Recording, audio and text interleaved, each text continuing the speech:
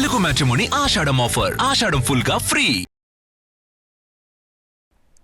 ప్రధాని మోదీ కష్టం ఈ తరానికి తెలియదు అన్నారు పవన్ కళ్యాణ్. సెలవు తీసుకోకుండా దేశానికి సేవ చేస్తున్నారు అన్నారు. మోదీని మించిన నాయకుడు మరొకరు లేరు అన్నారు పవన్. జంతర్ మంతర్ దగ్గర మోదీని విమర్శిస్తే బాధ కలిగింది అన్నారు. నేటి యువతకు సంస్కారం నేర్పించాలి అన్నారు పవన్ కళ్యాణ్. చాలా మంది ఆయన మీద మాట్లాడుతూ ఉంటే, ఆయన్ని అనకూడని మాట్లాడుతూ ఉంటే నా గుండె కదిలించేసింది. నా కన్నీళ్ళు వచ్చినాయి, బాధ వచ్చింది. దేశం కోసం కష్టపడే వారికి ఇవా చివరికి మనం ఇచ్చేదేం. కొత్త తరానికి ఏం తెలుసు?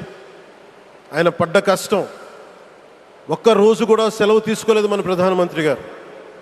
ఈరోజు పెట్టుబడులు వస్తున్నాయి మనకి, ఒక్కరోజు కూడా సెలవు తీసుకోలేదు.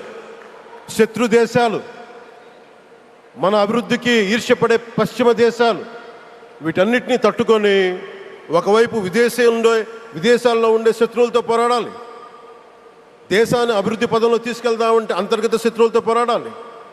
అలాంటి వ్యక్తికి మనం ఇవ్వగలిగేది కేవలం మేమున్నాం మీ వెంట, మీ మీద మాట పడితే అది మా మీద పడ్డట్టే, అదే మనం వారికి ఇవ్వాల్సింది. నిజంగా ఆయన జంతర్ మంతర్లు అన్ని మాట్లాడుతూ ఉంటే నేను ఈ రోజున ప్రధానమంత్రి గారికి ఒకటే ఇస్తున్నాను, మిమ్మల్ని కొట్టే నాయకుడు లేడు ఈ భారతదేశంలో.